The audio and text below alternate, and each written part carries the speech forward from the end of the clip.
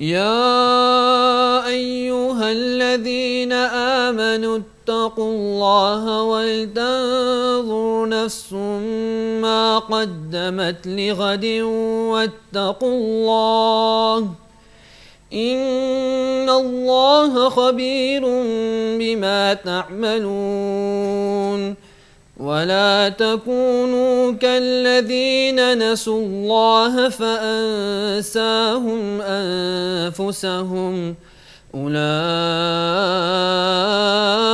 هم الفاسقون لا يستوي أصحاب النار وأصحاب الجنة أصحاب الجنة هم الفائزون لو أنزلنا هذا القرآن على جبل لرأيته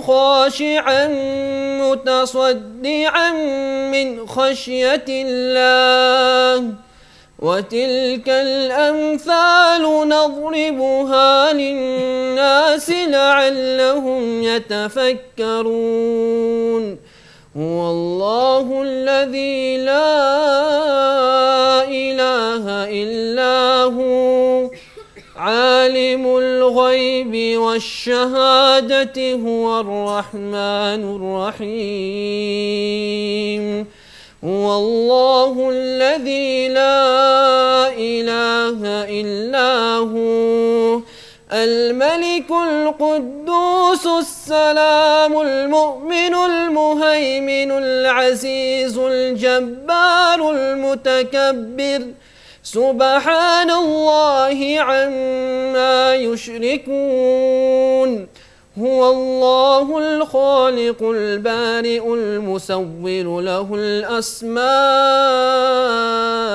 الحسنى يسبح له ما في السماوات والأرض وهو العزيز الحكيم صدق الله العظيم.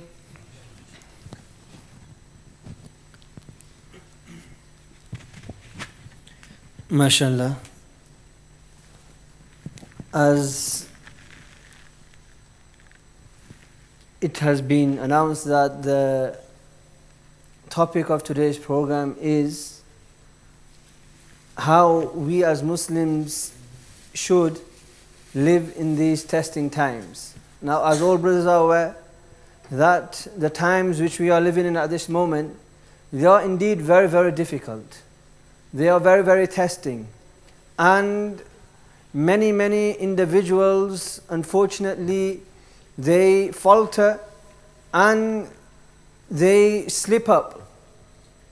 They seem either, many individuals get themselves involved in vices, in evils. And then you get other individuals who stay away from these evils, stay away from these vices, and they deem themselves are religious, but unfortunately the times are such that they end up interpreting the teachings of Islam in their own ways. So you have the two categories. You have one category of individuals who get themselves involved in the sins, in the vices, etc. And there are other individuals who don't get themselves involved in these kinds of vices and evils, but you get themselves involved in the fact that they do not hold fast to the deen as it was supposed to be, and the deen as it was left in its pristine condition by the Prophet ﷺ, as interpreted by the Sahaba Kiram and the Tabi'een. So at these times where there is a overload of information as well, where we see that everybody is trying to give their own interpretation as well, and we see that there are very many vices and evils around as well. So inshallah, our respected Hazrat Abdur Raheem Sahab Damat Barakatuhum shall advise us that in these times of great difficulty, what we are supposed to do, what is our true religion, and what our Islam demands, especially in these times. So for this, inshallah, I call upon Hazrat Damat Barakatuhum to enlighten us with his words. بسم الله الرحمن الرحيم. الحمد لله رب العالمين، والصلاة والسلام على رسول الله محمد وعلى آله وصحبه أجمعين. أما بعد. فأعوذ بالله من الشيطان الرجيم. بسم الله الرحمن الرحيم. الحمد لله رب العالمين، والصلاة والسلام على رسول الله محمد وعلى آله وصحبه أجمعين.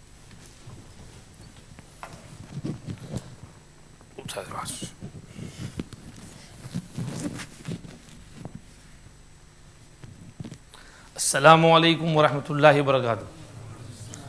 और ज़ोर से जवाब दो, नहीं इतना फुसफुसा जवाब। अस्सलामु अलैकुम। सो रहे हैं या नींद आ रही है या फिर दाल चावल कढ़ी खिचड़ी ज़्यादा खा ली है? बिस्मिल्लाहिर्रहमानिर्रहीम।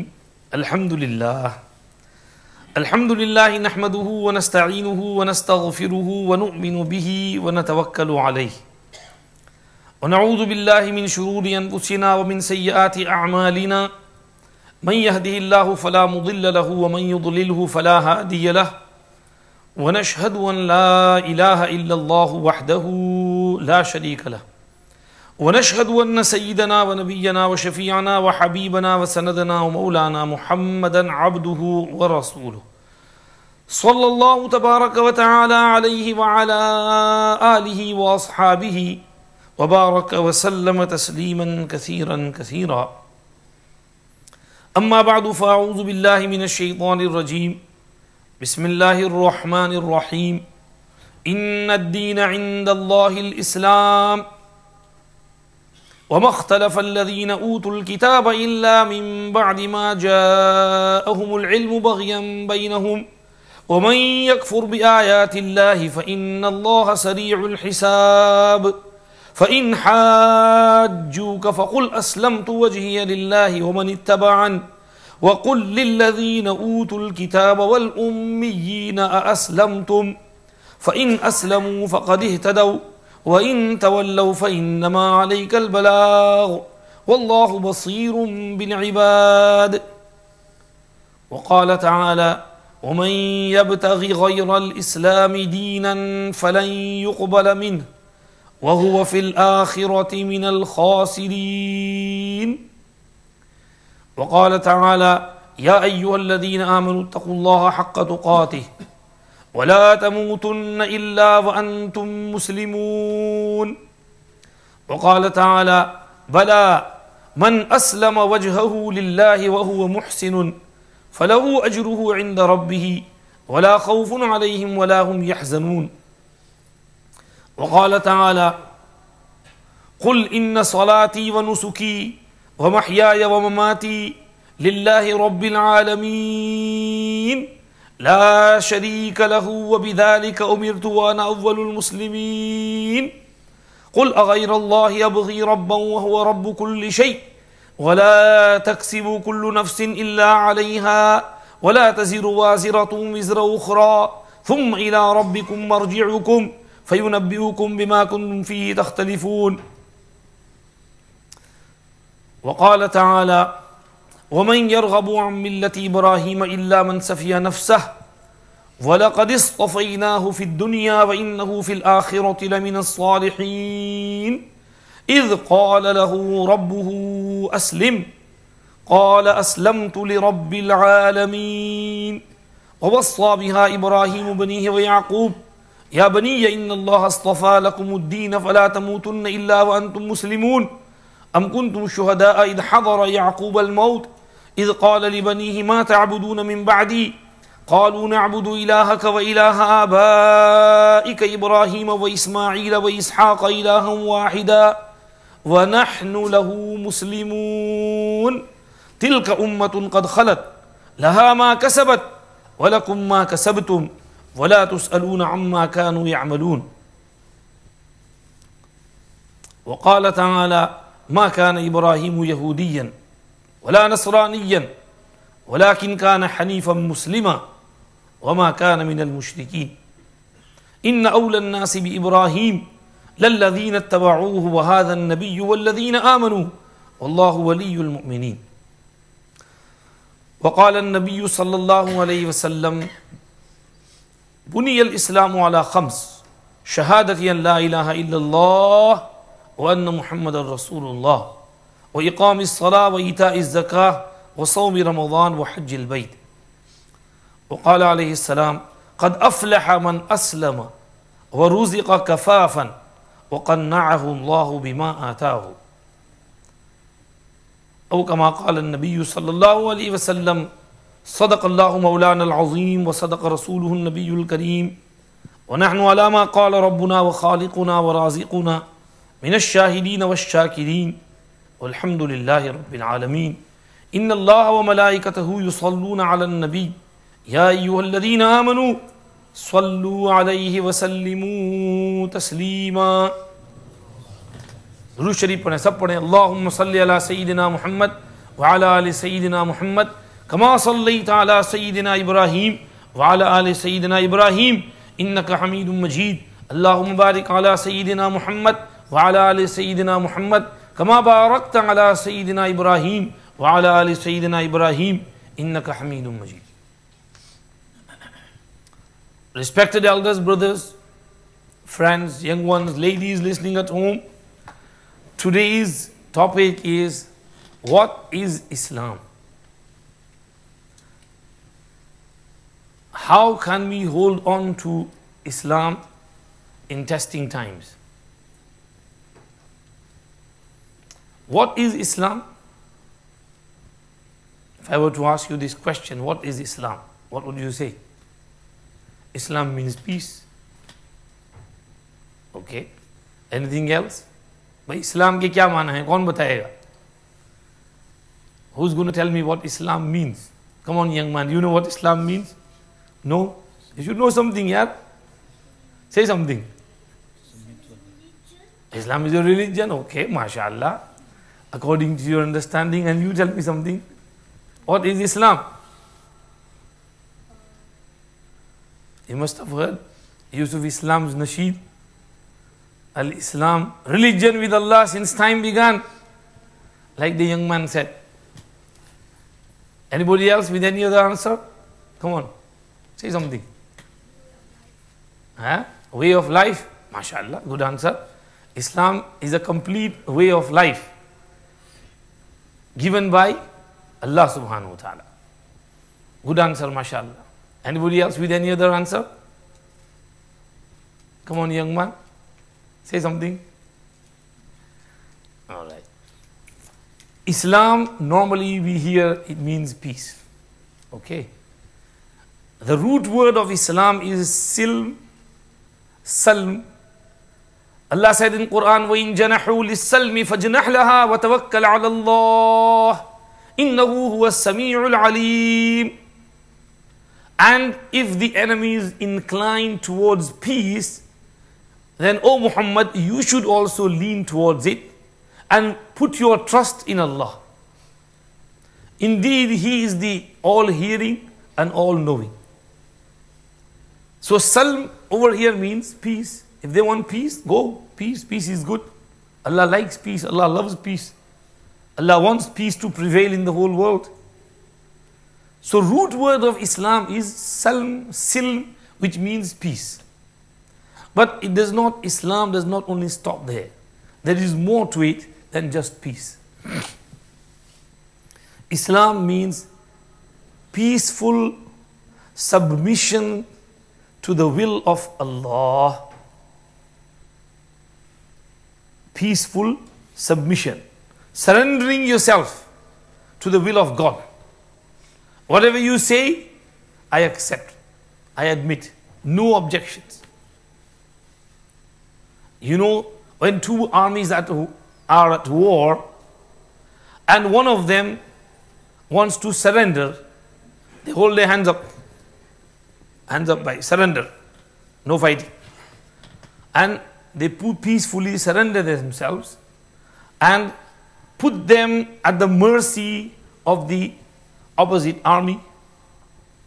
And when we read our beautiful, rich history of Islam and Muslims, we see that whenever Muslims have made peace and the opposition surrendered themselves, Muslims have been extremely kind to them, embraced them, made them their own like their own brothers and sisters, family members, treated them better than themselves.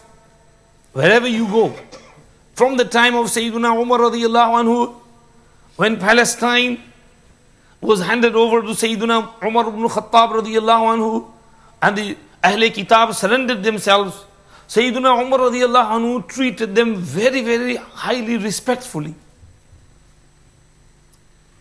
He was kind to them. He let them worship in their places.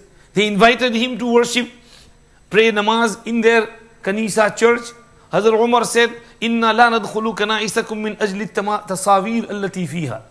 If it was not for those statues, then I would have come inside and prayed salah in there. But because there are statues and the photos and there, that's why I can't pray salah in there.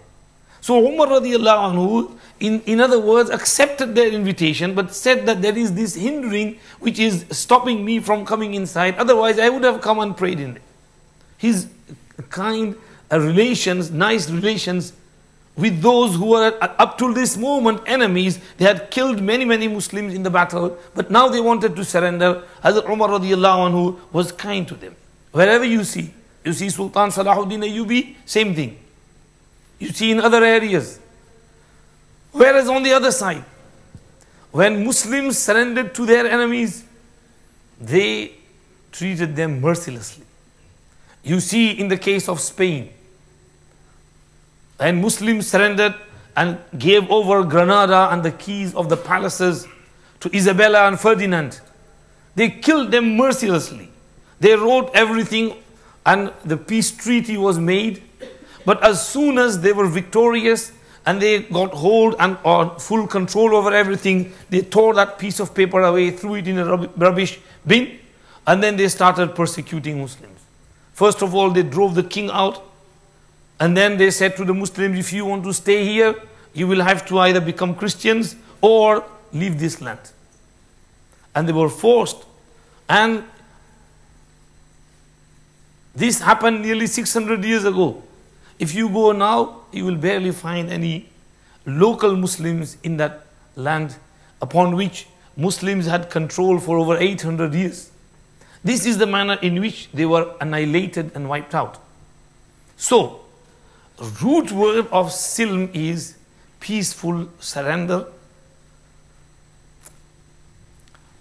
Aslama yuslimu, Islaman means to peacefully, wholeheartedly, completely surrender yourself to the will of God Almighty, Allah subhanahu wa ta'ala.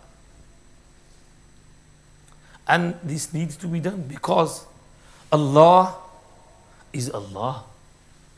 Allah is our creator. He is our sustainer. He is our cherisher. He created us. He looks after us. He takes care of us. For that reason, we have to surrender ourselves and submit ourselves to the will of Allah subhanahu wa ta'ala without any objections. We have to say, oh Allah, whatever you say, we believe. Whatever your instruction order, we will practice on that and fulfill your commands, fulfill your orders without any reservedness, without any objection. Halal, haram, jaiz, najaiz, faraz, wajib, sunnat, mustahab. When we declare the kalma shahadat, la ilaha illallah, Muhammadur Rasulullah, we mean to say that there is no deity, no God, no one who can give rules, regulations, instructions beside Allah subhanahu wa ta'ala. And Muhammadur Rasulullah, there is no other person's sunnat and way of life to be followed but the way of life of Muhammadur Rasulullah sallallahu alayhi wasallam, the final messenger, the greatest messenger of Allah subhanahu wa ta'ala. This is what Islam means, to submit yourself to the will of Allah subhanahu wa ta'ala. Unfortunately, the times through which we are passing, we see there is lots of irreligious ideologies. Atheism, idolatry, worshipping images, all these things prevail within the society. And these things are rampant everywhere, more than they were ever before. And there is a huge attack from every side on every religion. you will see in the census of the last 10 years that atheism is on the rise. And people, especially those who are educated, they incline towards atheism more than any other thing. Especially in UK. In UK, maybe something like 25% is how much it rose up to. So, in these circumstances, there is a great need to study our Deen al-Islam and to understand our Deen al-Islam, what is Islam and what Islam wants us, what is the meaning of Islam, how can we surrender and submit ourselves to the will of Allah subhanahu wa ta'ala. To understand this, we have to go back to history, back to basics. Old is gold. You have to learn from your history. That is why Allah subhanahu wa ta'ala takes you back to the history in the Qur'an when mentioning the stories of the previous nations. From Adam alayhi salam to Qawm Aad, Qawm Samud, to Qawm Ibrahim, Qawm Lut, Qawm Shu'aib, Bani Israel, Yahud, Nasara. Allah subhanahu wa ta'ala explains their stories, incidents, and Allah subhanahu wa ta'ala instructs us that these are the things, the good things you should be following, and the evils and the bad things you should be avoiding.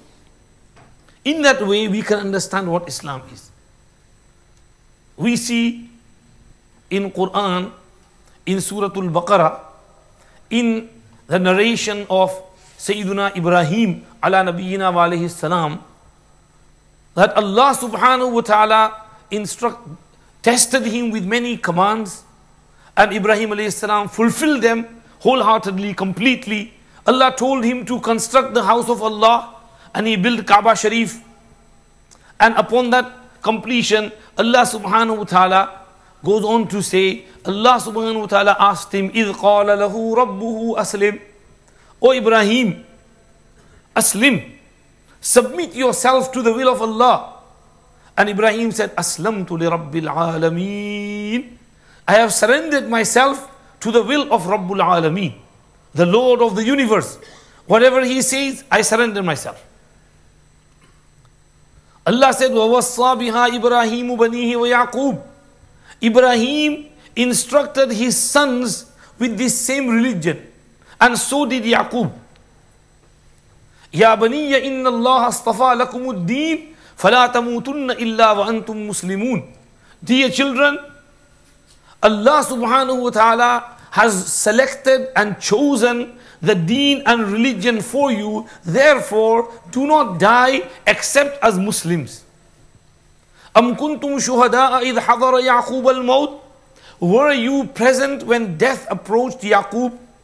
إِذْ قَالَ لِبَنِيهِ مَا تَعْبُدُونَ مِنْ بَعْدِي, when he was saying on that deathbed to his sons and grandsons and his family members around his bed.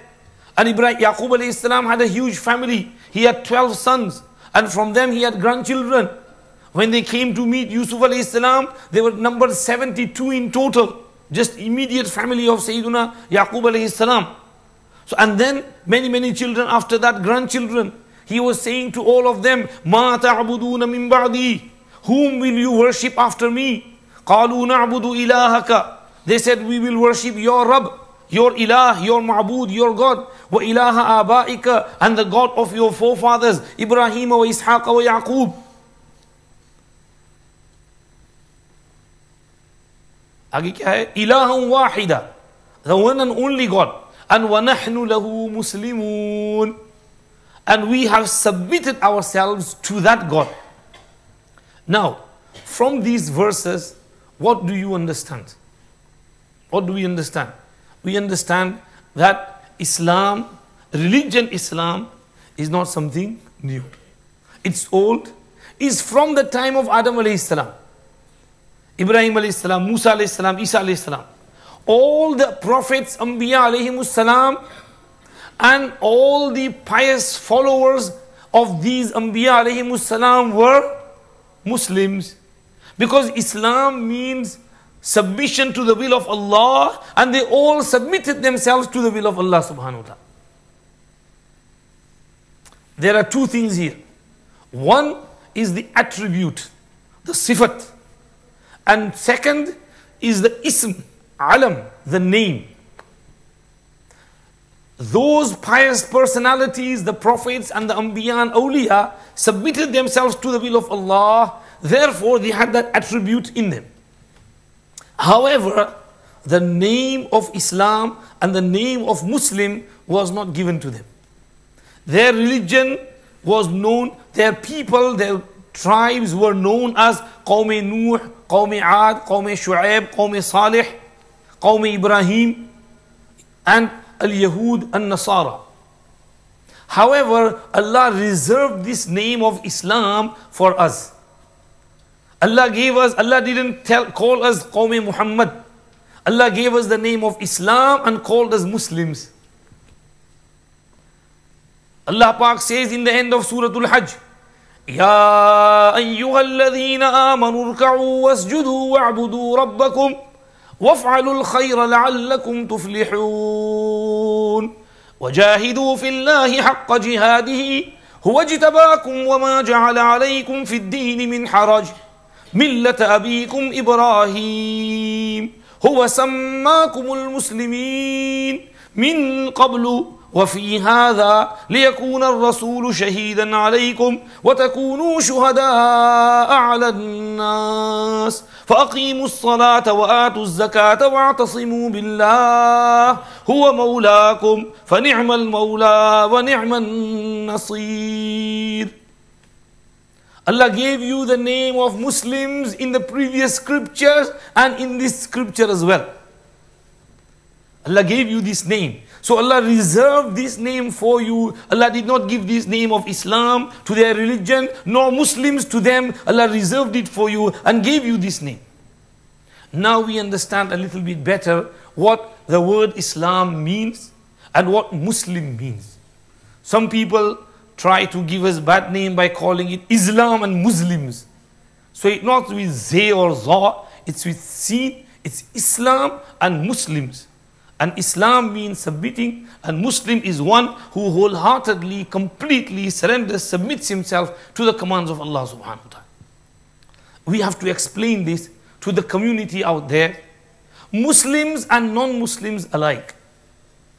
We see many Muslims don't understand this either. Don't talk about anybody else. Look at yourself. How much do you submit yourself to the will of Allah subhanahu wa ta'ala, to the command of Allah subhanahu wa ta'ala? Whether it is with regards to your personal life, or your family life, or your social life, or your earnings, your dealings, your muamalat, your behavior, your akhlaq, your worship, your namaz, fajr, zuhar, asr, maghrib, isha, your libas, your way of life, your beard, your conducts, your habits, your holding on to the sunnat. How much do you submit yourself to the will of Allah? We will always find some deficiency somewhere. What we need to do is to hold on to the commands and instructions of Allah subhanahu wa ta'ala. Only then can we be complete Muslims. Otherwise we are not complete Muslims. We are not complete Muslims. This is why Prophet ﷺ, when explaining the qualities of a complete Muslim, he says in one place, Al-Muslim man salim al-Muslimuna min lisanihi wa yadihi. The complete Muslim is he from whose hands and his tongue others feel safe. If others are not safe from your abuse, your insult, your swearing, your slandering, your backbiting, then you're not a proper Muslim. If others are not safe from your burglaries, your thefts, your looting, your stealing, and your frauds, your writing and filling wrong things in the forms, and your claims, fraudulent claims, then you are not a proper Muslim. Muslim is he from whom everybody feels safe, who surrenders himself and others also feel at peace and safety from him, then he is a complete Muslim. So we need to bring Islam within us completely, wholeheartedly. First of all, we need to become Muslims first, then we can deliver this Islam to the others. Islam is a religion which cannot be forced upon anyone. It can't be forced upon anyone. You can only explain to people, this is Islam. If they want to understand, accept, okay. Don't pressurize anyone into reading kalima. Just you can offer, if somebody is interested in Islam, you can explain to them, give them nice kitabs to read, but never pressurize anyone to say kalma and to become Muslim. Allah Himself said in Qur'an, لا إكراه في الدين قد تبين الرشد من الغي فمن يكفر بالطاغوت ويؤمن بالله فقد استمسك بالعروة الوثقى لا انفصام لها والله سميع عليم. الله ولي الذين آمنوا يخرجهم من الظلمات إلى النور والذين كفروا أولياؤهم الطاغوت يخرجونهم من النور إلى الظلمات أولئك أصحاب النار هم فيها خالدون. There is no compulsion in deen, meaning in entering deen. When you are outside, you can't be forced to come inside. However, once you are inside, then you have to abide by all the regulations. If you do anything wrong, then you will be held to account for it. Then you will have to pray 5 times a day. You will have to give zakat. You will have to keep roza. You will have to go for hajj. You will have to avoid alcohol. You will have to avoid fornication. You will have to avoid pork. You will have to avoid everything haram. Once you are inside, you have to abide by it. Then we will hold you to account. Before that, when we were outside, we had no objection on you. But now, when you are inside, you have to follow all the commands. La ikraha fi ddin means fi dukhuli fi ddin. This is why Allah said in the following verses, قَدْ تَبَيَّنَ الرُّشْدُ مِنَ الْغَيِّ. Guidance has been distinguished from misguidance and error. Both are clear cut. This is misguidance, this is guidance. This is correct, this is not correct. This is haqq, this is batil. This is truth, this is false. فَمَنْ يَكْفُرْ بِالطَّاغُوتِ وَيُؤْمِنْ بِاللَّهِ. Whosoever disbelieves in the taghut, the rebel, the shaitan, the iblis, and whatever is connected to iblis, and believes in Allah, فَقَدْ اسْتَمْسَكَ بِالْعُرْوَةِ الْوُثْقَى. He has held on to the mazboot and strong hook, لَا انفصام لها, which is not breakable. وَاللَّهُ سَمِيعٌ عَلِيمٌ. Allah hears everything, Allah knows everything. So, Allah said in another place, وَقُلِ الْحَقُّ مِنْ رَبِّكُمْ فَمَنْ شَاءَ فَلْيُؤْمِنْ وَمَنْ شَاءَ فَلْيَكْفُرْ إِنَّا أَعْتَدْنَا لِلظَّالِمِينَ نَارًا أَحَاطَ بِهِمْ سُرَادِقُهَا. Say, haqq is from your Rabb. Whosoever wishes to believe, then okay, he should believe. And whosoever wants to disbelieve, then okay, he can disbelieve. Allah said, however, both are not equal. For the disbelievers, إِنَّا أَعْتَدْنَا لِلظَّالِمِينَ نَارًا أَحَاطَ بِهِمْ سُرَادِقُهَا وَإِنْ يَسْتَغِيثُوا يُغَاثُوا بِمَاءٍ كَالْمُهْلِ يَشْوِي الْوُجُوهِ بِئْسَ الشَّرَابُ وَسَاءَتْ مُرْتَفَقًا. The azab and punishment is waiting for them. And as for the believers, إِنَّ الَّذِينَ آمَنُوا وَعَمِلُوا الصَّالِحَاتِ إِنَّا لَا نُضِيعُ أَجْرَ مَنْ أَحْسَنَ عَمَلًا. We will not let their hard work go to waste and in vain. إِنَّا لَا نُضِيعُ أَجْرَ مَنْ أَحْسَنَ عَمَلًا أُولَٰئِكَ لَهُمْ جَنَّاتُ عَدْنٍ تَجْرِي مِنْ تَحْتِهِمُ الْأَنْهَارُ يُحَلَّوْنَ فِيهَا مِنْ أَسَاوِرَ مِنْ ذَهَبٍ وَيَلْبَسُونَ ثِيَابًا خُضْرًا مِنْ سُنْدُسٍ وَإِسْتَبْرَقٍ مُتَّكِئِينَ فِيهَا عَلَى الْأَرَائِكِ نِعْمَ الثَّوَابُ وَحَسُنَتْ مُرْتَفَقًا. So, Islam is the religion with Allah, submitting ourselves wholeheartedly to whatever Allah subhanahu wa ta'ala says, believing in all the instructions and commands given by Allah subhanahu wa ta'ala. This is the reality of Islam. We should first become proper Muslims, then we can become an embodiment, a carbon copy of Rasulullah sallallahu alayhi wasallam. When every Muslim becomes a carbon copy of Rasulullah sallallahu alayhi wasallam, they can take this deen further and spread it like Rasulullah sallallahu alayhi wasallam spread it. Before we move on to the subject of how can we preserve Islam in this era, in the testing times, I have 8 points to explain to you of how we can preserve our deen Islam. I want to explain to you what Islam is from some new Muslim side who embraced Islam, what they have to say with regards to Islam. I have a lot of material here, information. I hope I can go through it quickly. थोड़ा सा मैं इधर उधर से type करके लाया हूँ ताकि इसको तुम्हारे सामने पढ़ सकूं. बिस्मिल्लाहिर्रहमानिर्रहीम.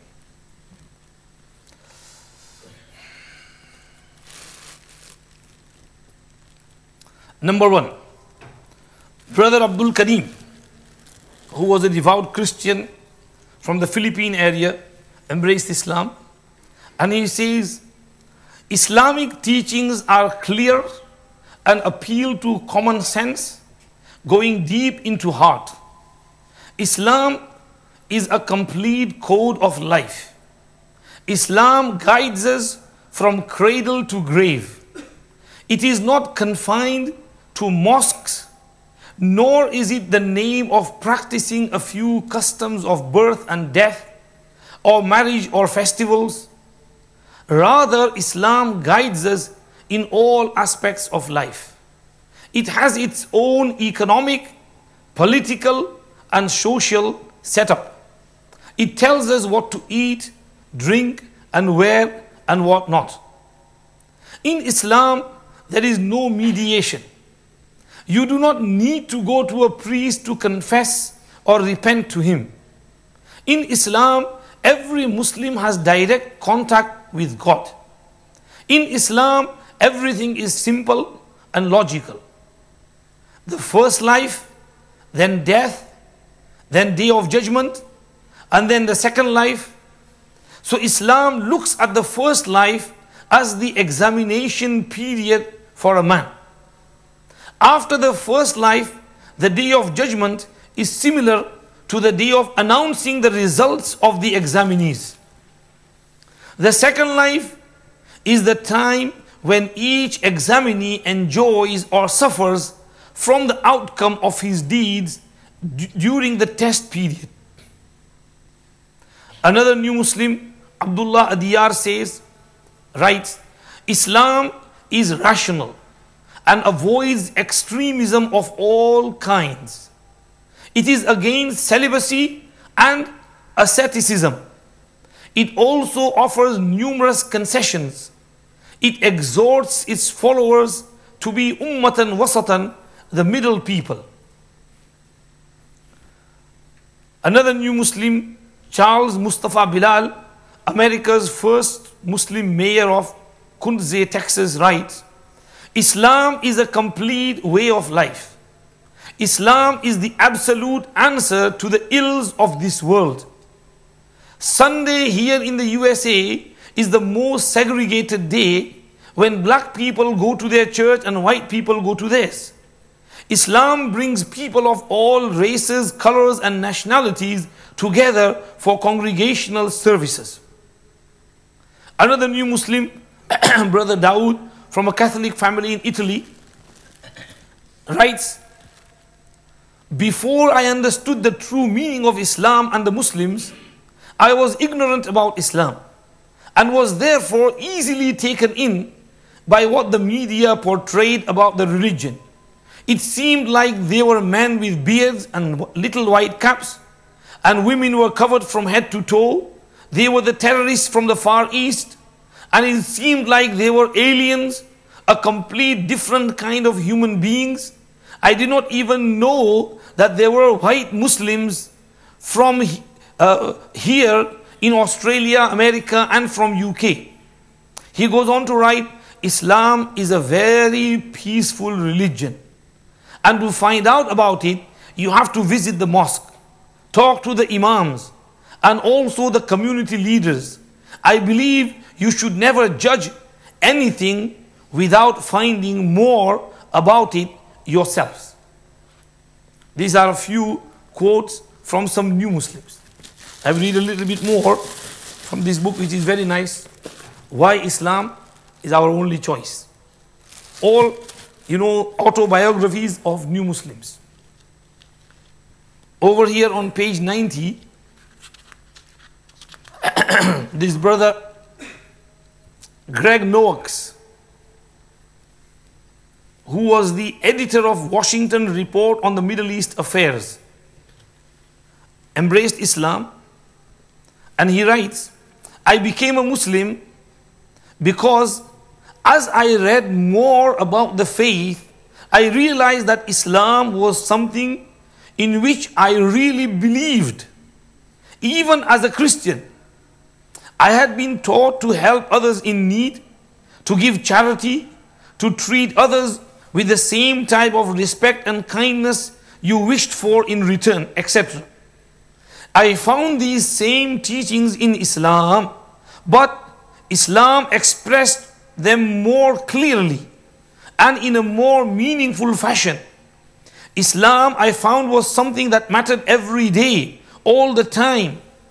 Whereas in my experience, Christianity was generally confined to church on Sundays.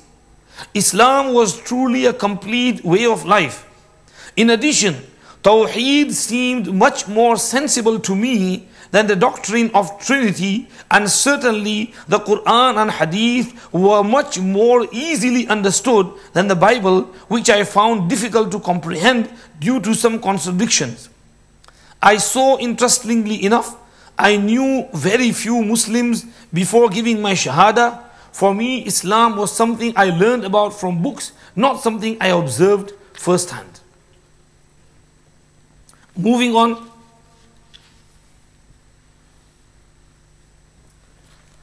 Over here, this new Muslim from Japan, Dr. Hasan Ko Nakata, is one of the famous Japanese Muslim scholars.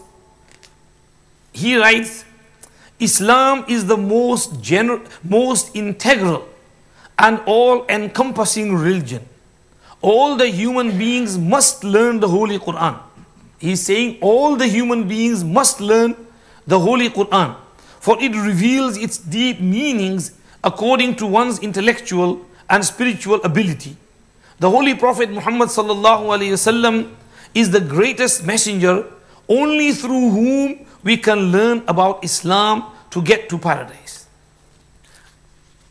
Also, this is a great long autobiography of the Right Honorable Lord Headley Al-Hajj Al-Farouk Sir Roland George Allison Wynne Baron Shaykh Saifur Rahman Rahmatullahi alayhi from France.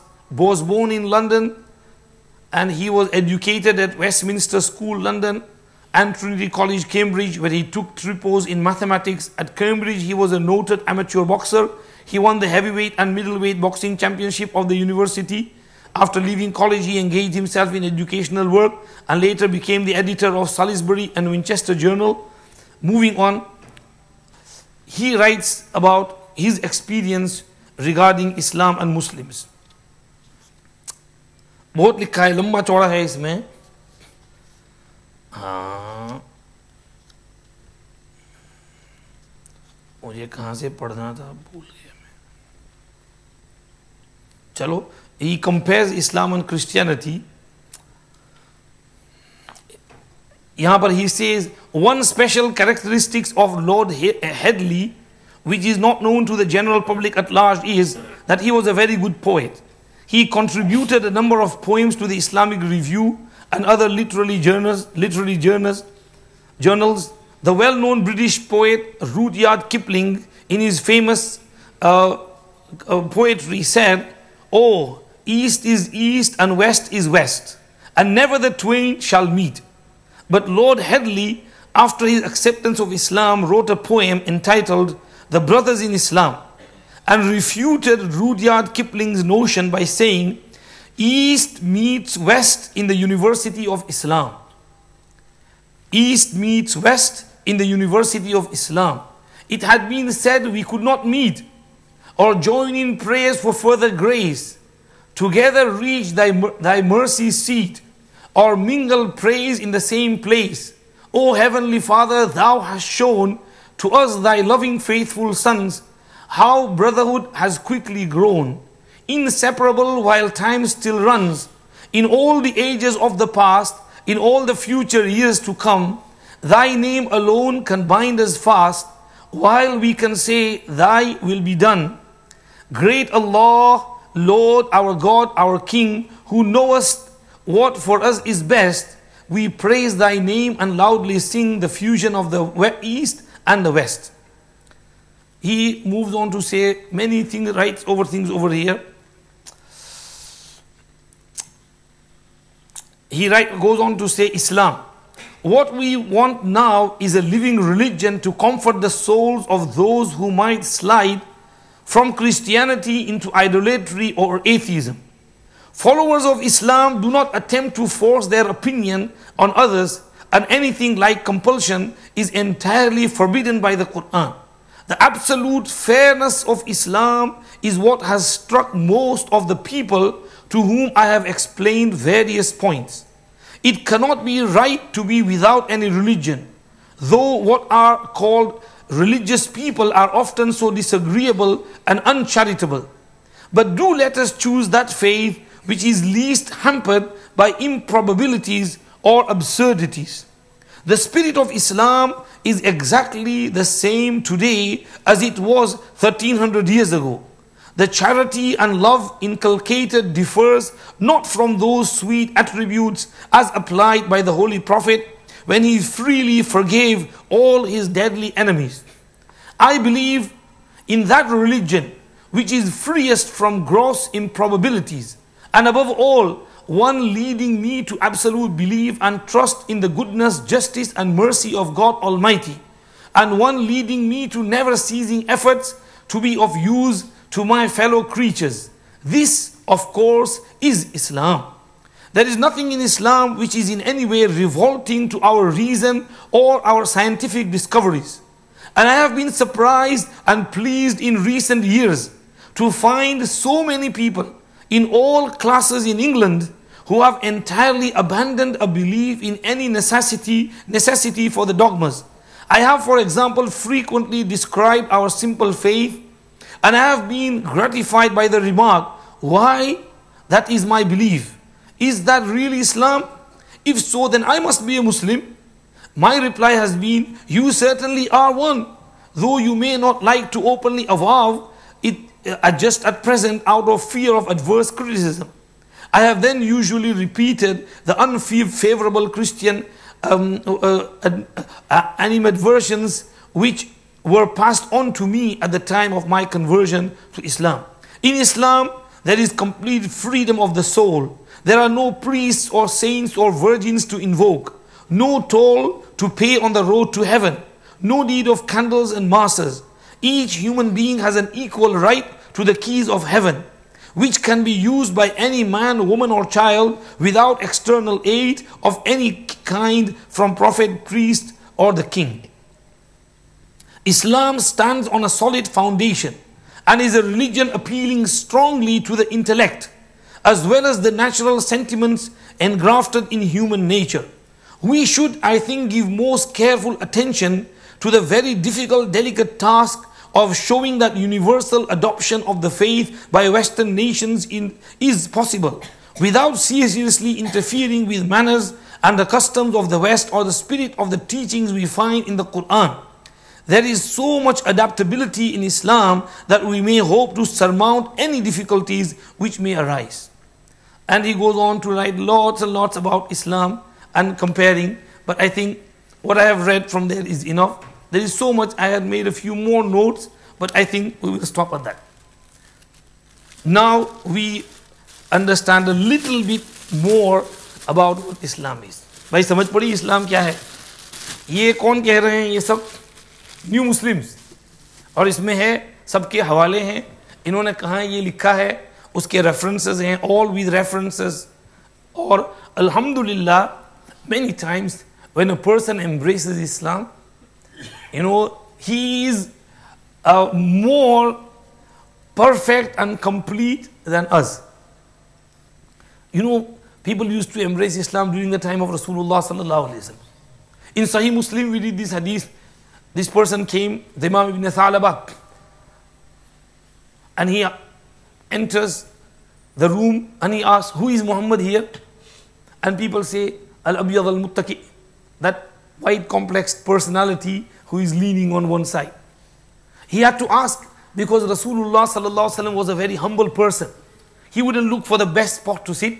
He would sit with the companions in whichever place he could find.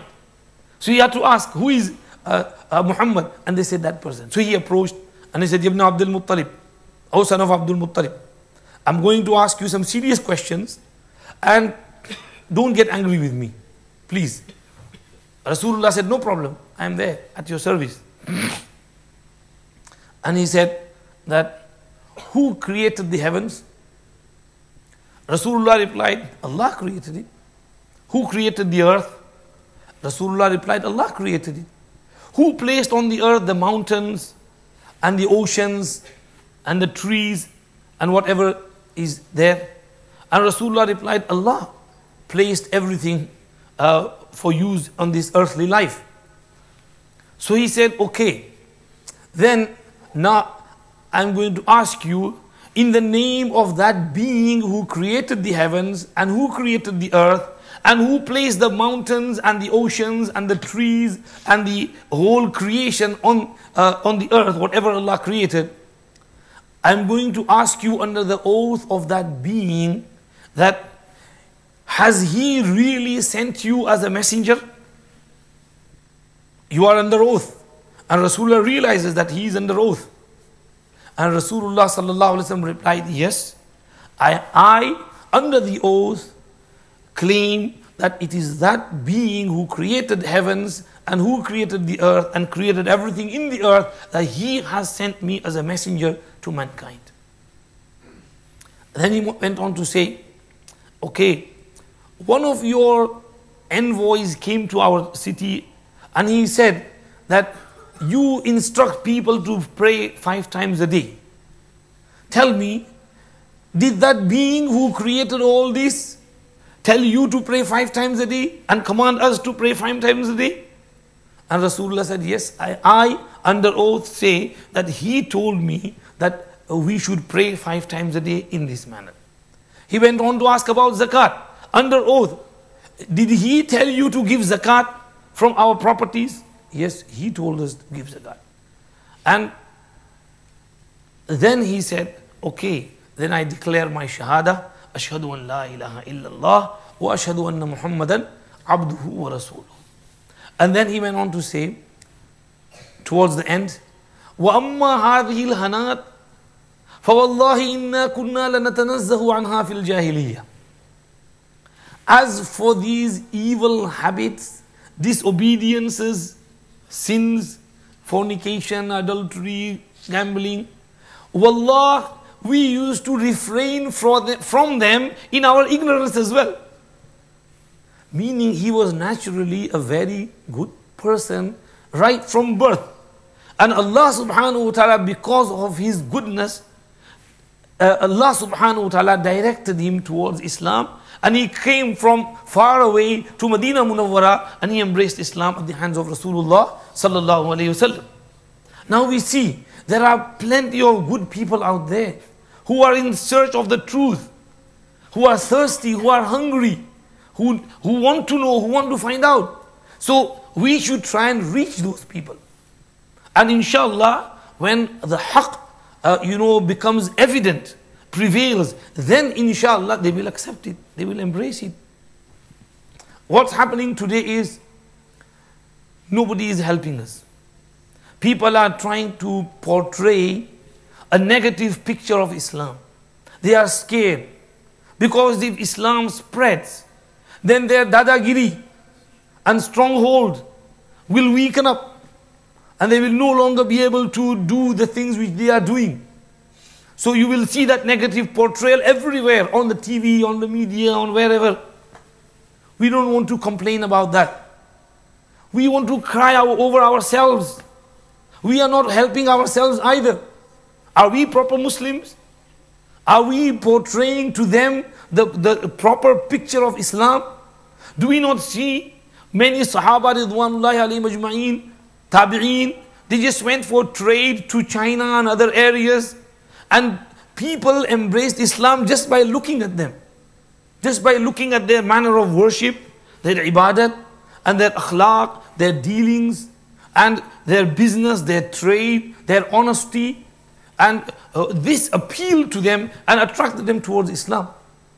So we have a lot to learn from the lives of our Salafi Salihin, of how we can deliver this peaceful religion to the community around us. We have to become Muslims first in order to tell Islam to others. We have to have the confidence in our hearts and minds that our deen is true and correct. If we don't have that Sharh Sadr, and if we don't have that confidence in our own religion, how are we going to tell others? You know, my dear brothers, amazing. Sometimes we hear amazing stories of people embracing Islam. Last week, I was down south, a week or two ago. And the topic of the lecture was similar, Islam.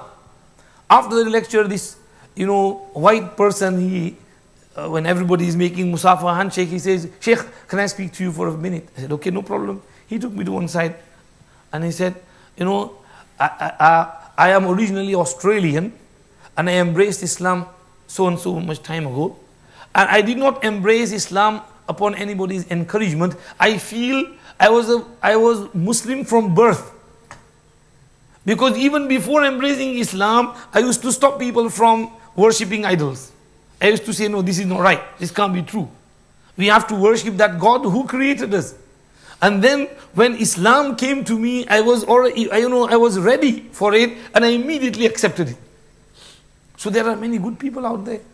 Some time ago, I went up Scotland and there was a bayan, and when it was my turn to speak, I go inside the masjid and I saw this, very real nice, person sitting on a chair, heavy body, long white beard, no topi.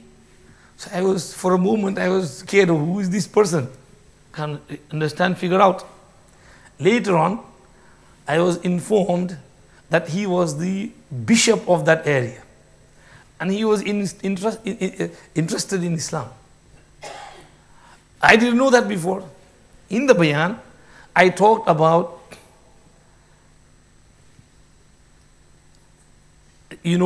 our human life and the both sides of our human life. The spiritual side and the physical side. I said Allah Pak gave us this body and we cover it with clothes. We eat food and drink and delicacies. This is for our body, material side. But also there is our soul and spirit. People work too much on their bodies, on the physical side, maybe eating, drinking, healthy, gym, exercise. But people don't think about their spiritual side. Whereas the spiritual side also needs nourishment, food. It also needs medicine when it falls sick. And spiritual side is the real human being side. And people work on their ruh, on their souls to become good personalities. And they got rid of all the ill traits and bad habits and brought in themselves the good habits, made themselves good human beings. And I mentioned a few examples of Sufiya Kiram like Shaykh Ibrahim ibn Adham rahmatullahi alayhi, who was the king of Balakh and who had the whole world at his feet.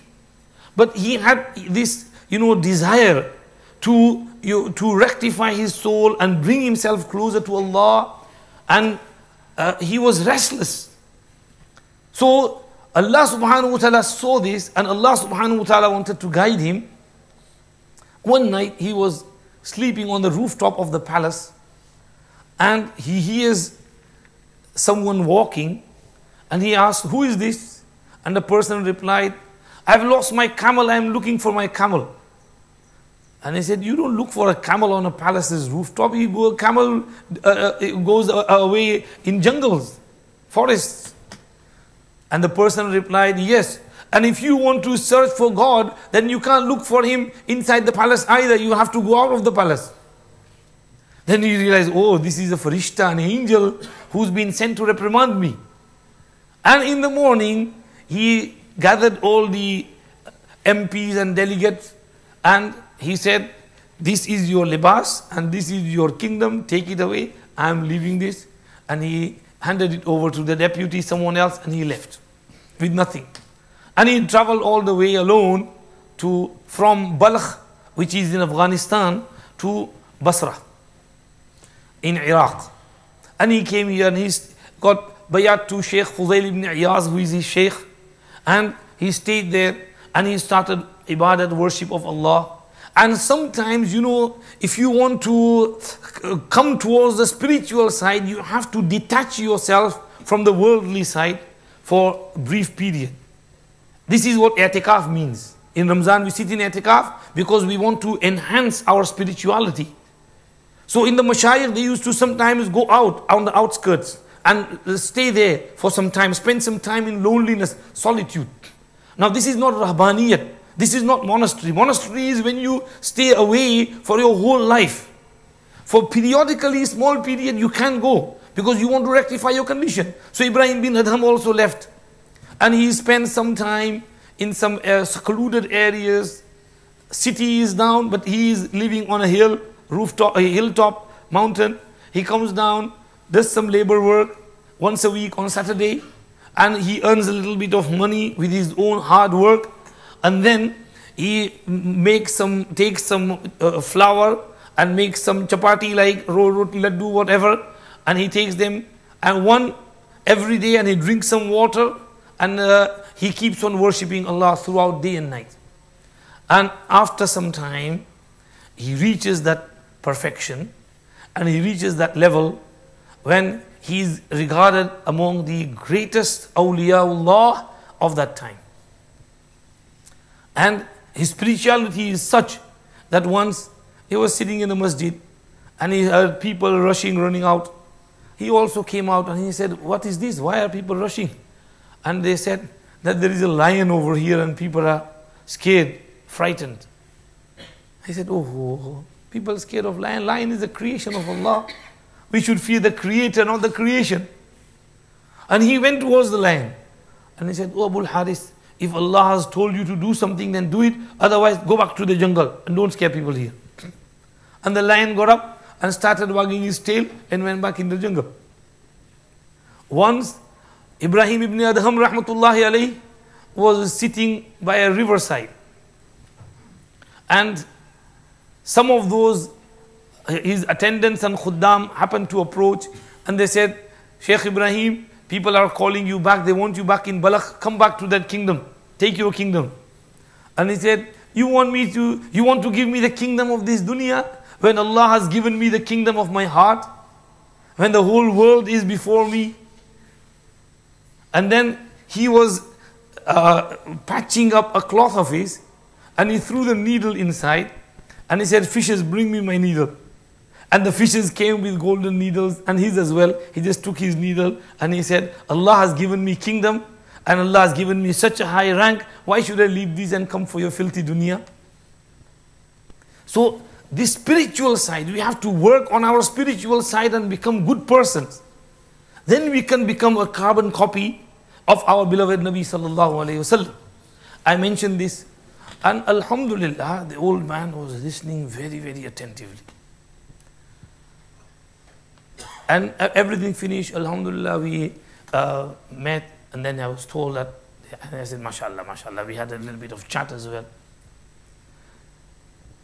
After a week or so, sometime, I phoned my friend, and I said, "Bishop ka kya hua yaar?"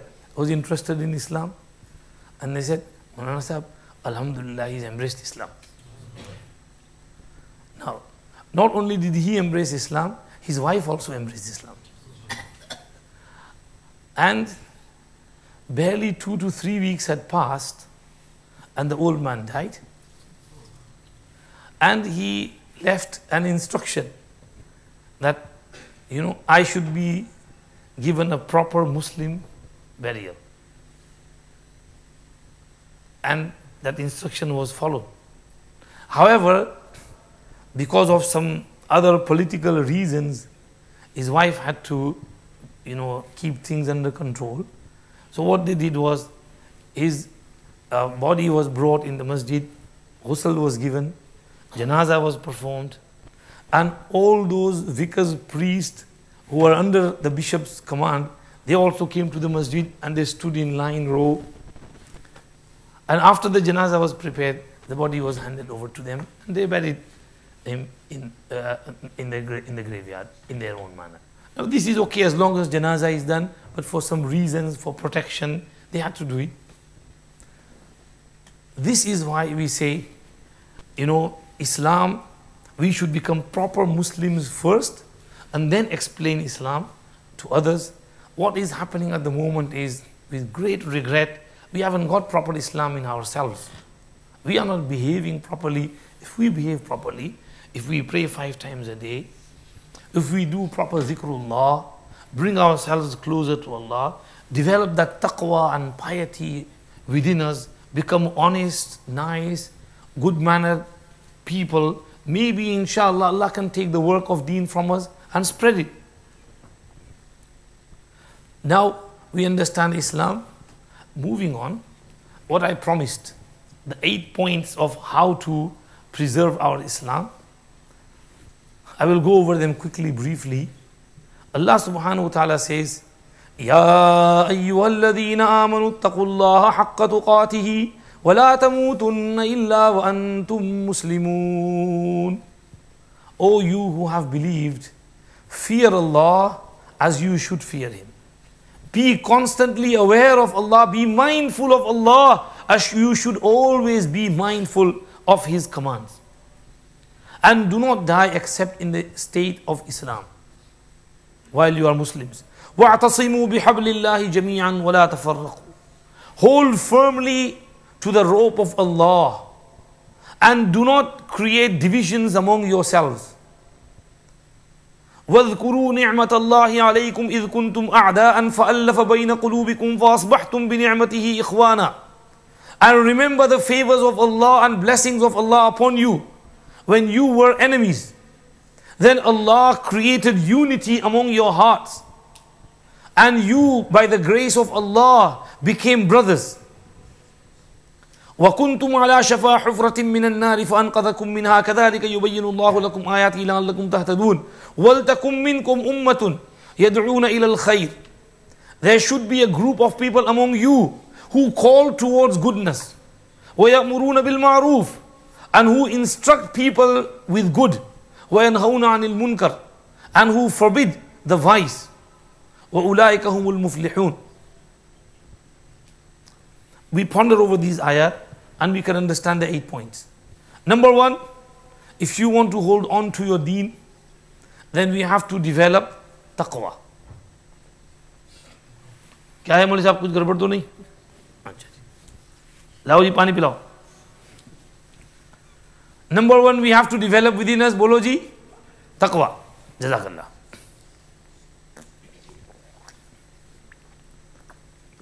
Alhamdulillah.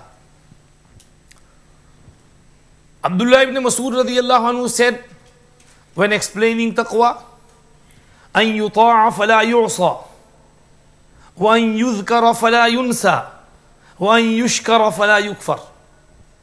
Taqwa is that Allah is obeyed and never disobeyed. Allah is remembered and never forgotten. Allah is shown gratitude and never shown ungratitude. You always obey Allah, remember Allah, and be grateful to the favors of Allah, then you are a muttaqi. Sayyiduna Ali ibn Abi Talib karramallahu wajhahu said, taqwa has 4 ingredients. Al-khawfu min al-jaleel, wal-amalu bit-tanzeel, wal-qana'atu bil-qaleel, wal-isti'adadu li-yawmi ar-raheel. Fear of the great Almighty Allah subhanahu wa ta'ala. Always fear Allah. Have fear of Allah in you.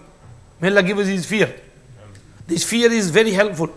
This fear helps us to avoid sins, to avoid watching movies, films, and misbehaving. It protects us. So fear of Allah is needed. وَلِمَنْ خَافَ مَقَامَ رَبِّهِ جَنَّتَانِ, Allah said. So al-khawfu min al-jaleel, wal-amalu bit-tanzeel, practicing on Qur'an, wal-qana'atu bil-qaleel, and being content with whatever provisions Allah provides for us. And wal-isti'adadu li-yawmi ar-raheel, preparations for the day of journey. What journey? Death. We have to travel from here one day. We should be ready for that journey. when you develop these 4 things, you are busy in that preparation, you fear Allah, you practice on the Qur'an, you are content with whatever rizq Allah gives you, and you are busy in preparing for the hereafter, then you are a muttaqi. So ittaqullaha haqqa tuqati. Number 1. And this includes praying 5 times a day. If you are missing Fajr, if you are missing Zohar, if you are missing Isha, any namaz, that means it's hard for us to hold on to our deen al-Islam. If we are not giving zakat properly, it's going to be hard to hold on. If we are not keeping roza properly, we can't hold on to our deen. If we are not going for hajj, we can't hold on to our deen. Islam is based on these 5 pillars. If we are not avoiding haram, indulging in haram all the time, we know it's haram but we still take it, then we are not being proper Muslims. If we are not performing ghusl janabat, every time this semen exits our body, we have to wash our whole body in whatever manner. We have to wash our whole body.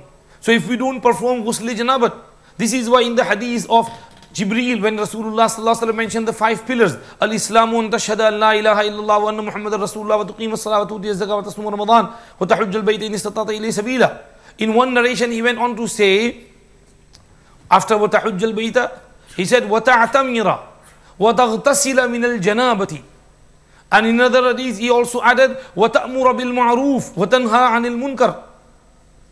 That Islam is that you do ghusl janabat and you enjoin good and forbid evil. So all this is needed to keep us on the straight path. We have to keep practicing, keep practicing, keep practicing. You know, someone said, I've been going to the mosque for 30 years.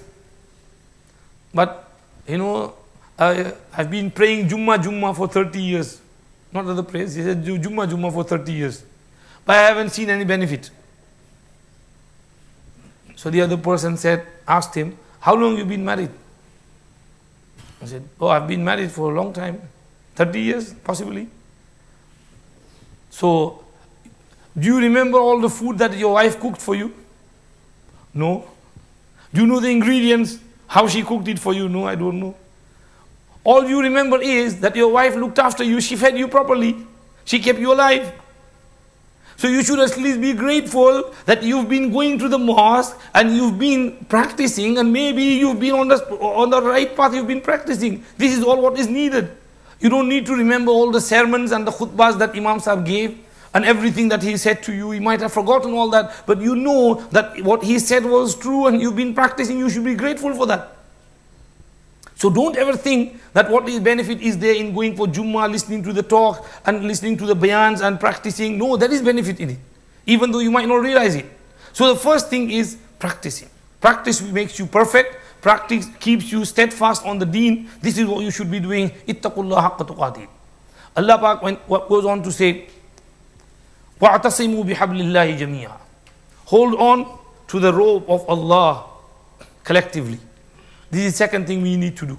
We need to create unity. Unity of hearts. No divisions. The third thing is وَلَا تَفَرَّقُوا.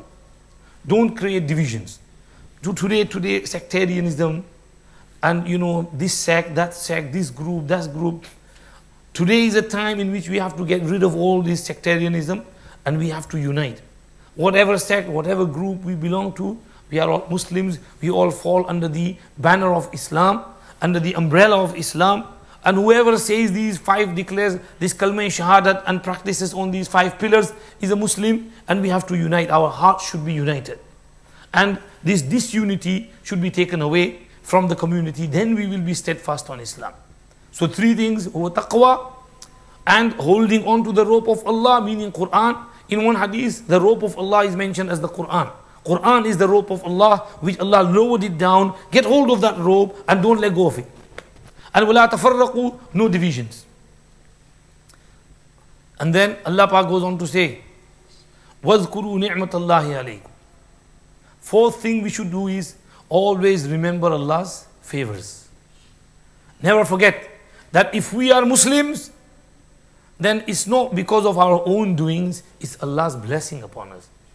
Allah created in a Muslim household, Allah created in, made our fathers and mothers Muslims. And Alhamdulillah, they gave us this good upbringing. And we are sitting in the masjid, listening to this lecture. This is Allah's favor. So wazkuru, always humble yourself and remember Allah's favors. Never think that I am something and this is of my own doing. No. Always humble yourself. This is why in Surah Ar-Rahman, Allah subhanahu wa ta'ala asks us this question 31 times.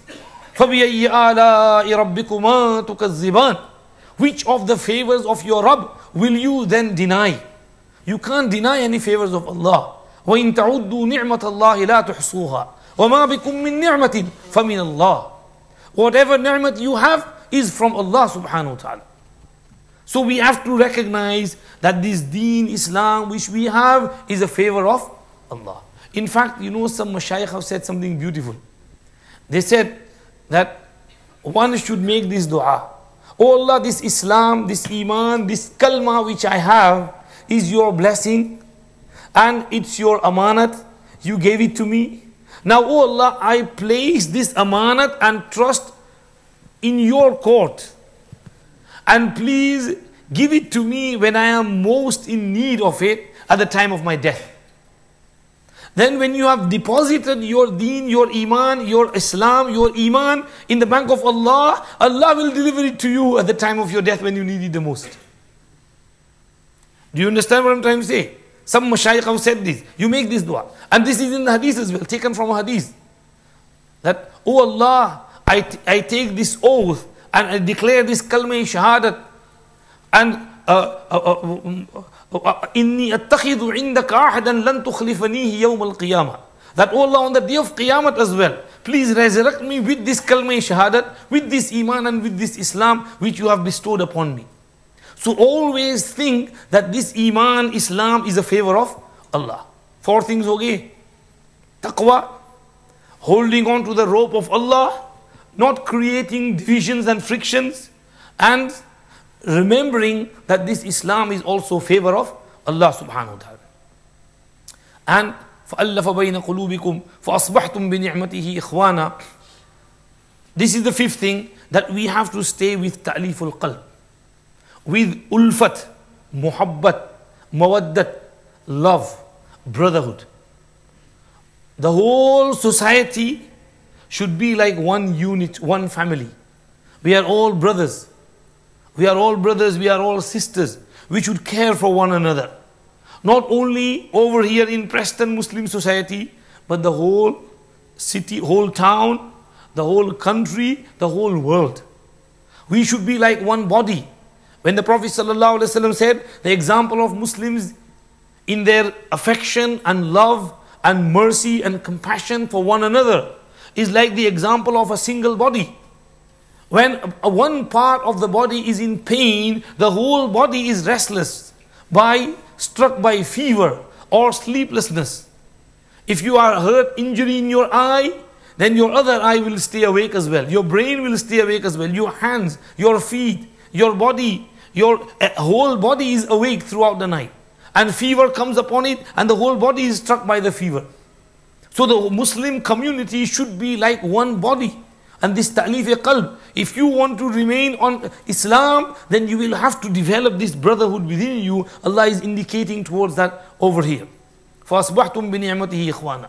And then Allah said, وَلْتَكُمْ مِنْكُمْ أُمَّةٌ يَدْعُونَ إِلَى الْخَيْرِ. The 6th thing we need to do is da'wat ila al-khayr.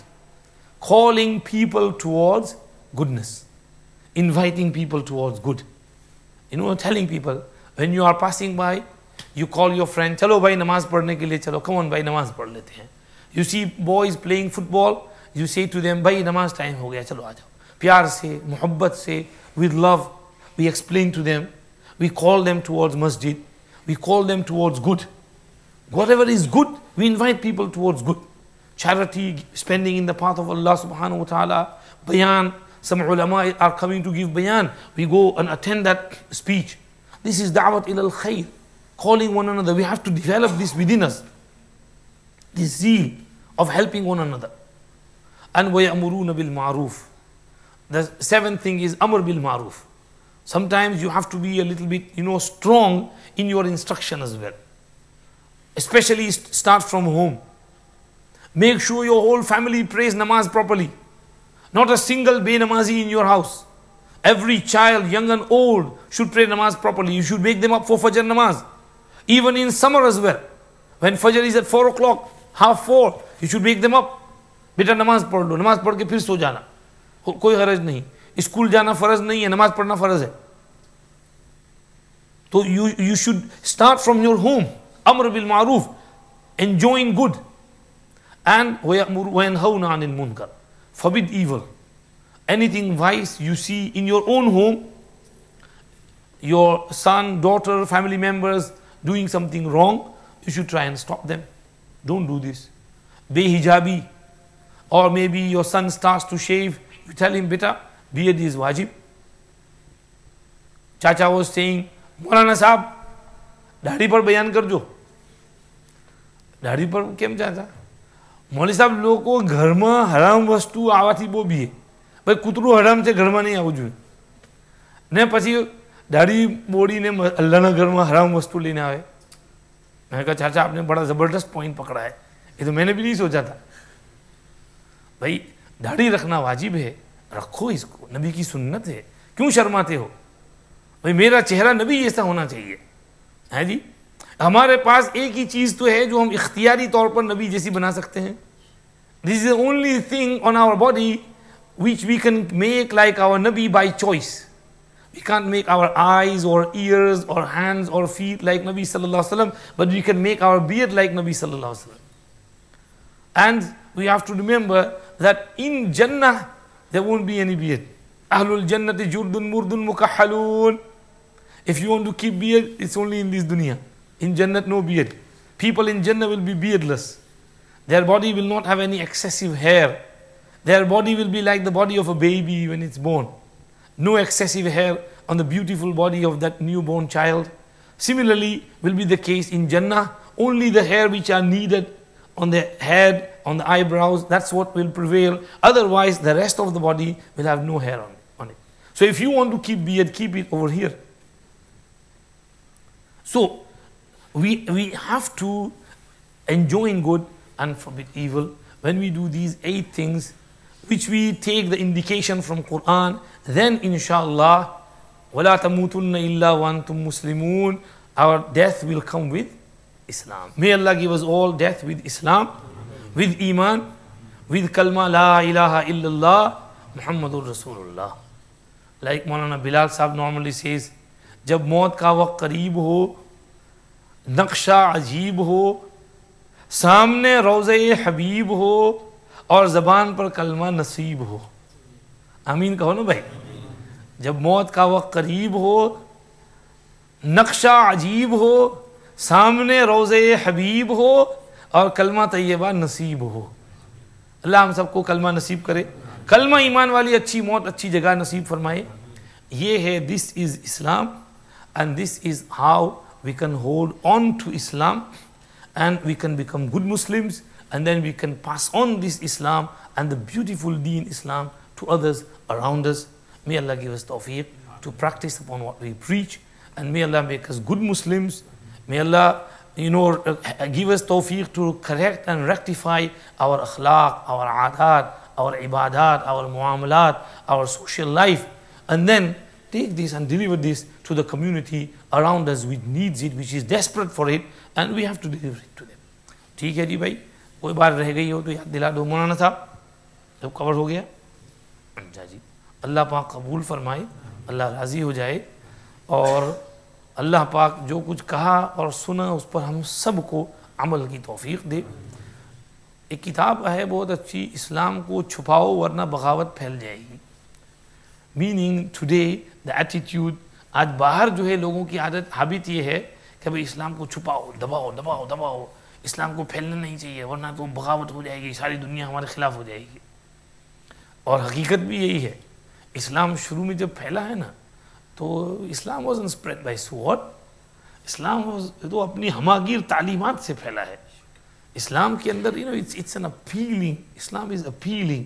Islam is a religion which is alive, One of these writers has wrote over here, Islam is the only religion which is alive and kicking, and still spreading. So, you know, when we see the history of Spain, how did Islam come to Spain? Muslims had only traveled up to Morocco, and then there was the ocean between Morocco and Spain. But people in Spain were fed up with their rulers, and they crossed that ocean, came to the Muslims and said, we have heard a lot of good about you. Why don't you come and bring this goodness to our country as well? And at first, Musa bin Nusayr, who was the commander of the Muslim army at that time, was a bit hesitant that this could be a ploy, a plot to finish us off. So he said, okay, we will investigate. So he sent some investigators across, and they came back with the news that yes, that is right, and people are really fed up with the rulers. So he sent this army with Tariq ibn Ziyad, and they came on Jabal Tariq, which is now known as Gibraltar. Gibraltar is originally Jabal Tariq, and that is where there were 7,000, and the enemy and the opposition came with a huge army of 100,000. So 7,000 to 100,000. However, these Muslims, you know, they defended themselves in such a manner that not only did they gain victory, they also got much war booty from them, and they were energized. They got food as well, and they got, you know, weapons as well, and they got lots of, you know, horses and camels and whatever means of transport as well. And then they called for some more support from behind, and Musa bin Nusayr sent some more army, and the enemies came with a larger number. But now, alhamdulillah, they progressed. And then when Islam came, everybody over there were really happy with the Islamic rule, and justice was there. We see whether in Spain or whether in our Indian subcontinent, we never forced anyone into Islam. Otherwise, there would be no Hindu religion in India today. But there's the Sultan, the Salatin of Hind, Alamgir and Jahangir and Shah Jahan, you know, they were real nice. Sultan Shamsuddin Al-Tamash and all these, Sultan Mahmud Begra, Bahadur Shah Zafar, and before them, all these sultans, they were good people, they were nice people, they were extremely kind to the society. So this is why they prevailed. So this notion that Islam spread by sword is totally wrong. A person who studies history will say that no, Islam did never spread by sword. You can't force your ideology on anyone. Look at the history and study Genghis Khan, Genghis, the Mongolians. They came and they tried to enforce their ideology. But within a few years they were finished, because it was all by force. So today nobody knows that. There is no dynasty of them. Islam never spread by sword. Islam spread by the education and the ta'limat and its appeal which it had, and the fairness and justice and equality which you know, gave it the dominance around the area. So today वही जो इस किताब में जो लिखा है वो यही है कि people are scared, that's why defaming Islam, giving it bad name so it doesn't spread, people don't study it. So we have to ourselves help ourselves become good personalities. Wherever we can go and spread. Just help others, especially on this time, Christmas time. You know, yesterday I was in Birmingham on Sunday, and a Sufa Institute, I've created, you know, this small charity of helping the homeless. And after my speech over there, they took me there. They had called me from before, so I went. And what do? They have a sort of a small table, and the homeless people come and they give them biryani and a cup of coffee or tea. So they make biryani, they distributed about 90-100 biryani packs, and they were all homeless. And Allahu Akbar, amazing, ajib. They are not allowed inside the shopping mall area, so they have to stand outside. And where they were standing is cold, freezing, and not only that, there is smell of urine. I couldn't stand there for a few minutes. I had to rush back. I was thinking, Allahu Akbar, amazing. These brothers have been standing here for hours and helping these homeless people.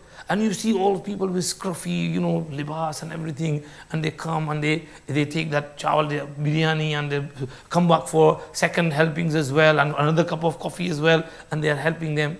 Ajib, amazing. So at least we can show this kindness by making such type of soup kitchens in the town center area for the homeless people. In the beginning, they had to go through a little bit of struggle. But now everybody knows they don't have to go around calling the homeless, they automatically come there. Because they know that on so and so day, they will provide food and drink and hot drinks over here. So we can show some of our akhlaq and characteristics and help the common cause. We don't want everybody to force everybody into Islam. We just want to show our good side, our good-hearted side to the people out there, so they can get out that image of which has been fed to them. They can get that image out of their minds, and maybe inshallah, who knows, Allah Pak can give hidayat to whoever He wants. And if one person gets hidayat because of us, then whatever a'mal he does for the rest of his life, we will get sawab in that as well. Whatever namaz he prays, whatever zakat he gives, whatever hajj he does, whatever umrah he does, whatever roza he does, whatever Qur'an he recites, we will get sawab in there as well for as long as he lives. So why not take this sawab, go take it, spread it out. May Allah give us tawfiq to do so. Jazakallah. Sorry for taking too much time. Subhanakallahumma wa bihamdik. Nashhadu an la ilaha illa anta nastaghfiruka wa natubu ilayk. हमारे यहाँ मौलाना की फूफी के लिए खुसूसी दुआ का कह रहे हैं। मौलाना की फूफी हैं हमारे फारूक भाई की बहन, और वहाँ छोटा देसाई के घर में हम भी जाते हैं, तो वहाँ हमेशा हर सफ़र में हमारी दावत वहाँ ज़रूर होती है, और छोटा भाई जो हैं वो ज़रूर दावत खिलाते हैं। बेचारी मोहतरमा बीमार हैं, उनको कुछ ब्लड क्लॉट हुआ, मौलाना आरिफ देसाई का टेक्स्ट आया था, और उसमें अचानक उनको ICU में ले जाना पड़ा, ऑपरेशन उनका हुआ। अल्लाह पाक ऑपरेशन को कामयाब करे और उनको सेहत कामिला आजिला मुस्तमिर दाइमा कंप्लीट शिफा नसीब फरमाए। कनाडा में बहुत ख़राब अभी है, वेदर बहुत ख़राब है, इतना सीवियर वेदर बहुत लंबे टाइम के बाद आया है। इतना बर्फ़ और इतनी सर्दी है कि बहुत सी जगहों पर इलेक्ट्रिक के वायर फ्रीज हो गए और देयर इज़ नो इलेक्ट्रिसिटी। मेरे रिश्तेदार हैं, मेरी अहलिया के सलीम मामा, वो जिस बिल्डिंग में रहते हैं उनकी बिल्डिंग और उनके आसपास की 2-4 बिल्डिंग, किसी बिल्डिंग में इलेक्ट्रिसिटी नहीं है, बाहर भी नहीं निकल सकते। अच्छा, उनकी यहाँ गैस कुकर नहीं, इलेक्ट्रिक कुकर है, तो इलेक्ट्रिक कुकर है तो कुक भी नहीं कर सकते, तो इसलिए परेशानी। तो इसलिए बेचारे वहाँ हालात में हैं और समझिए काफ़ी तकलीफ़ में हैं। तो जो बेचारे तकलीफ़ में हैं वहाँ पर, या सीरिया के फ़ोटो जब देखते हैं, अल्लाह बेचारे कैसे जीते होंगे। अल्लाह ही उनको सब्र नसीब फरमाए, अल्लाह ही उनको सुकून अता फरमाए। मैं तो अल्लाह से ये दुआ मांगता हूँ कि ये अल्लाह सर्दी गर्मी तेरे कब्ज़े में है, बस बाहर जो है वेदर कितना ही सर्द हो, लेकिन तू हमारी बॉडी को गर्म रखना चाहे तो तू रख सकता है कि नहीं? हाँ जी, हो सकता है कि नहीं हो सकता? बेशक अल्लाह की कुदरत में है जी। ग़ज़वा खंदक के मौके पर रसूल पाक सल्लल्लाहु अलैहि वसल्लम ने हज़रत हुज़ैफा को कहा कि जाओ उनकी ज़रा न्यूज़ लेकर के आओ, तो कहते हैं कड़कड़ती सर्दी थी, लेकिन हुजूर ने जब मेरा नाम लिया तो कोई चारा नहीं था, तो I had to stand up and go.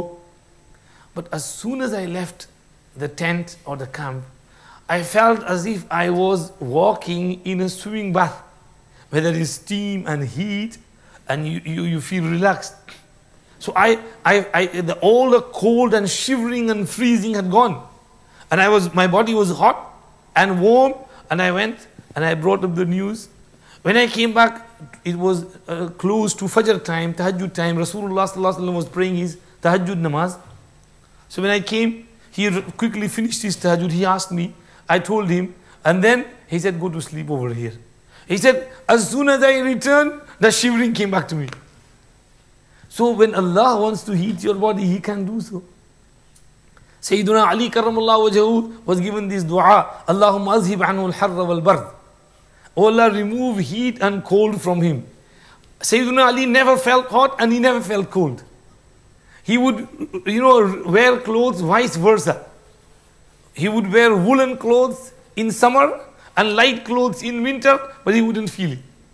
So when Allah has the power to do this, I will make dua, oh Allah, help the Syrians as well and protect them from the freezing cold weather and help them pull through this test and this trial which is upon them, May Allah protect them, take care of them, and provide for them. And may Allah help those who are helping them. Support those who are supporting them, whoever they are, Muslims or non-Muslims. We make dua for all of them. Whoever helps them, may Allah help them as well. And may Allah give tawfiq to help them as well. Our Imam Sahib has gone. May Allah protect our Imam Sahib as well. Bring him back safely and accept their efforts and hard works and reward them in full. So we have to make this dua. Durood Sharif padh le. Subhanak Allahumma bihamdik nashhadu an la ilaha illa nastaghfiruka wa natubu ilayk. Allahumma lakal hamdu wa lakal shukru. Allahumma la nuhsi thanaan alayk. Anta kama athnayta ala nafsik.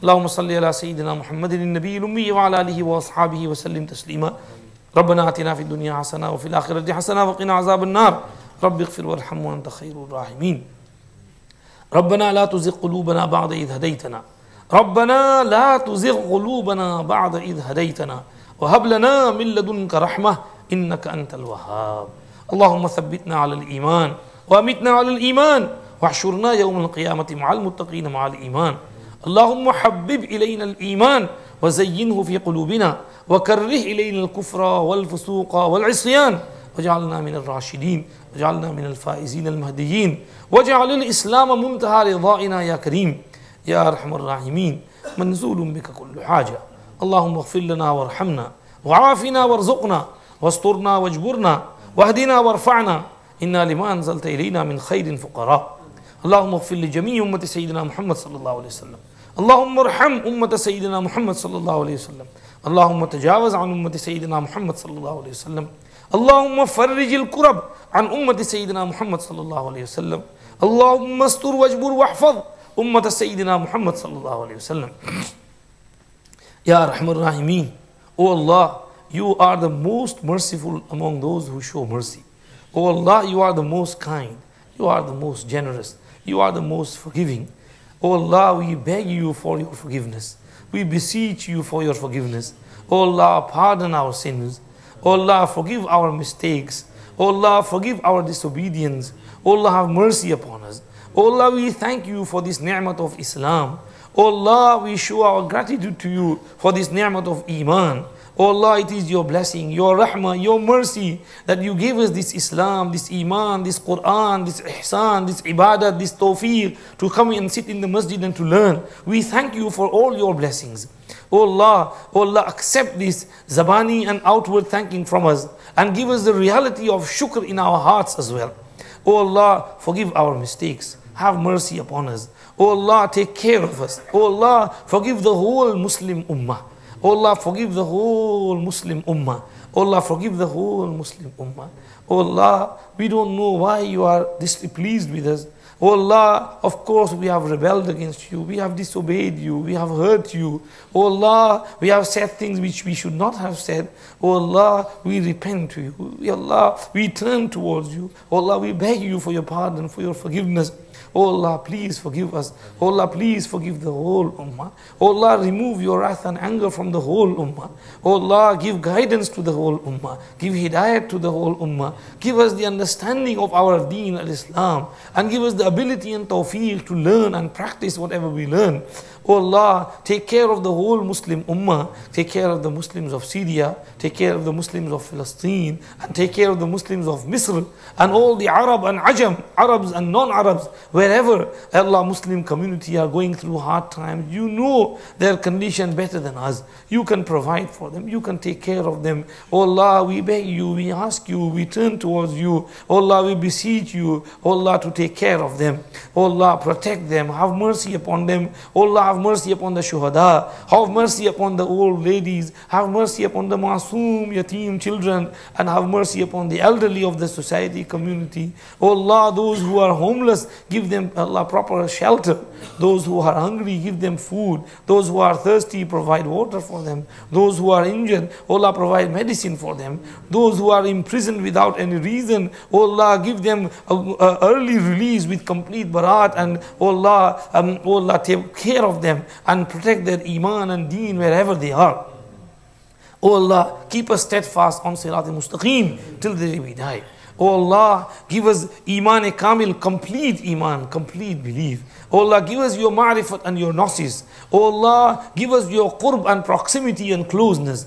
Oh Allah, give us tawfiq to pray 5 times a day. Oh Allah, give us tawfiq to pray some excess, abundance of nawafil and optional salah. Give us tawfiq to do zikr. Give us tawfiq to read Qur'an. Give us tawfiq to read Durush Sharif. Give us tawfiq to follow in the sunnah of our beloved Nabi sallallahu alayhi wasallam.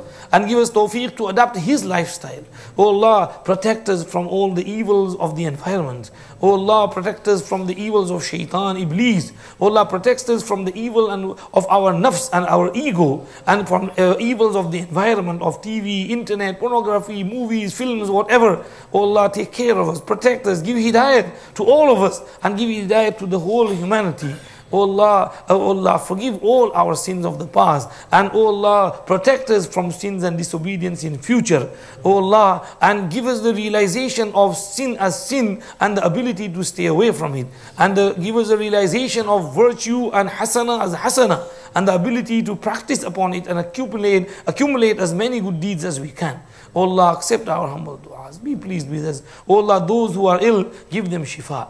Especially Maulana Sahib's Pupi, oh Allah, give her complete shifa. And all those marees and bimar throughout the world who have requested us for dua, who need our du'as, give them complete shifa from all ailments and sicknesses. Oh Allah, those who are debt-ridden, oh Allah, help them to repay their debts. Oh Allah, those youngsters who are in their homes and can't find proper partners, provide proper partners and spouses for them. Oh Allah, let them fulfill this sunnah with ease and simplicity. And oh Allah, those who have no jobs or no income, provide suitable incomes for them. Those who do have jobs, protect their jobs. Those who do have businesses, protect their businesses and give them barakat in their businesses. Oh Allah, protect each and every mu'min, Muslims, Jan, Mal, Izzat and Abru, honor and protect their life and their properties and everything. And oh Allah, wherever Muslims are going through hard times, oh Allah, help them, assist them, support them, take care of them. And oh Allah, elevate your kalima la ilaha illallah Muhammadur Rasulullah. Give us tawfiq to be proper Muslims and deliver this Islam to the community around us. Give hidayat to Muslims and non-Muslims alike, and keep us steadfast on sirat mustaqim till the day we die. And give us death in such a manner that kalma tayyiba la ilaha illallah Muhammadur Rasulullah is on our lips. Help us at the time of our death, and oh Allah, help us in our qabr and grave, help us in Maidan Hashar, help us to cross Pul Sirat and take us into Jannah along with our beloved Nabi sallallahu alayhi wasallam, and along with Sahaba, Tabi'een, Salafi Salihin, our Asatiza and Mashaykh. Oh Allah, those among our Mashaykh who have passed away, shower your mercy upon their qabr. Those whose parents among us have passed away, oh Allah, shower your mercy upon their qabr and their graves. Oh Allah, and those whose parents are alive, oh Allah, give them good health and keep them healthy and strong. And oh Allah, preserve their good health. And oh Allah, those among our mashayikh as well who are alive, oh Allah, take care of them, protect their good health. And oh Allah, give us the tawfiq to benefit from them, to revere them, respect them, cherish their existence, and oh Allah, spread their faith throughout the world. And oh Allah, take care of them. And oh Allah, give them barakat in their health, wealth, in their ilm, in their silsila, in their awlad, in their rizq. And oh Allah, take care of us. Keep us steadfast on sirat mustaqim. Accept our humble du'as. Be pleased with us. Accept our sitting over here. Many brothers are here, sisters listening at home. Whatever needs they have in their hearts and minds, you know better. Oh Allah, fulfill all our needs. Fulfill all our needs of this dunya, of akhirat, of deen, of our children, of our homes, of our, oh Allah, whatever needs you know better than us. Oh Allah, fulfill all our needs. Oh Allah, those who are parishan because of income, who have no benefits, no job, oh Allah, help them, take care of them. Who are homeless, provide shelter for them. And oh Allah, give us tawfiq to help them as well. Maulana Amjad Sahib has taken ambulances to Syria. Allah, take care of Maulana Amjad Sahib and all his friends who have gone. Allah, protect them, accept their hard work and the effort which they are doing. Allah, make it fruitful and worthwhile. And Allah, reward them for whatever they are doing. And Allah, bring them back safely. Take care of them. Accept all our humble du'as. Be pleased with us. ربنا تقبل منا إنك أنت السميع العليم وتب علينا إنك أنت التواب الرحيم صلى اللهم وسلم على سيدنا محمد وآله وصحبه أجمعين سبحان ربك رب العزة عما يصفون وسلام على المرسلين والحمد لله رب العالمين برحمتك يا أرحم الراحمين. अच्छा भाई, हमारे ये website के manager हैं, मेरे दोस्त हैं अहमद भूला, ये रिमाइंड कर रहे हैं कि आप हजरात हमारा ये वेबसाइट का एड्रेस लिख लें, उस पर जाएँ। ये बयान जो आज हुआ है इंशाल्लाह आप कल इसको सुन सकेंगे दोबारा।